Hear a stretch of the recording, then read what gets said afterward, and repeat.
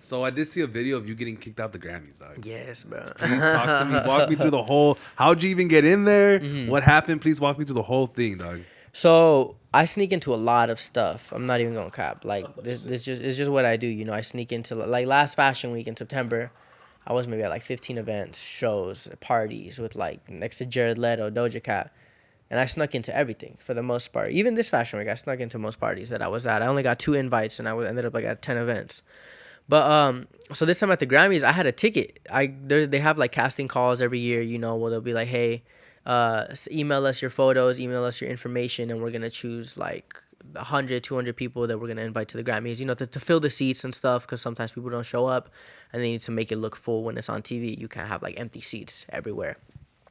So I got a ticket, and I was like, holy shit, like dope, let's run it. So I was at the Grammys. I showed up. It was like at 2 p.m. Show started at 5. So I was there since 2. I had to go and get my credentials, get like my wristband. I got like everything that I needed. So then I was there at first. It was dope. I was having an amazing time. I went to the restroom. I was like right next to Pharrell. I was like, oh shit, this is sick. You're in the restroom with Pharrell? Yeah, I was in the restroom right next to Pharrell. That's gangsta. He's like washing his hands, and the security guard's like right in front of him. I'm like, oh shit. That's dope. Yeah, no, it was dope. And then like when the Grammys started, they basically get all the seat filler people that were casted, and they put you in seats, and they put me right in front where like Bad Bunny was performing when it started. So I was lit, you know. I was in front. I was like, oh shit, this is crazy. So it was cool, you know. And then they like moving me around once the seats actually started getting filled. I was like next to Uzi and Taylor Swift at one point.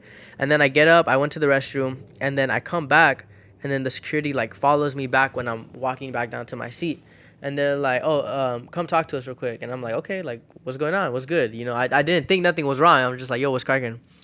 And then they're like, we're going to have to kick you out for sneaking in. And I'm like, what do you mean? And they're like, yeah, we just saw you come in through the Figueroa door.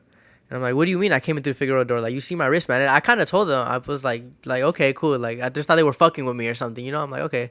And I try to go back, and they grab me. They're like, no, you got to come with us. And then a big old group of securities come. They start talking to me, and then they're like, okay, just walk with us outside. And then big ass motherfucker, they start walking me outside, pushing me outside.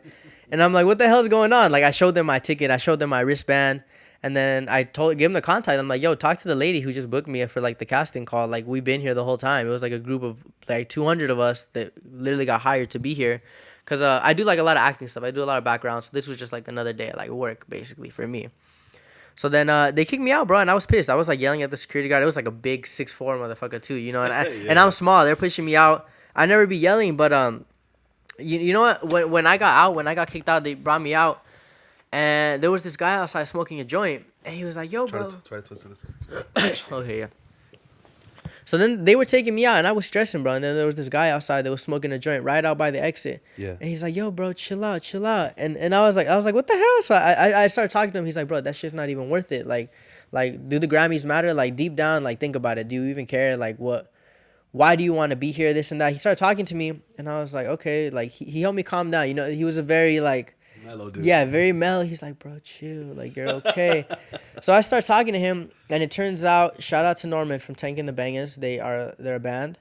Turned out that he was nominated for a Grammy. He was like going up against Steve Lacy. Way. Yeah, bro. So he was going up for like best R&B album.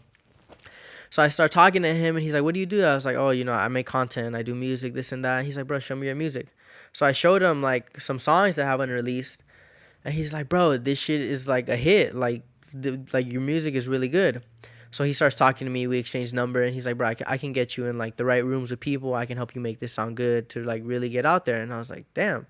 Like, I got kicked out, but it kind of worked out, because right where they kicked me out to, there was this dude right outside smoking a joint who got nominated for a Grammy, who was talking to me about music, about like the music I make. So I was like, okay, this is kind of like, you know, it worked out how it should have. And no, yeah, shout out to bro, because he made me realize. He's like, bro, the Grammys don't really matter. It's just an award show.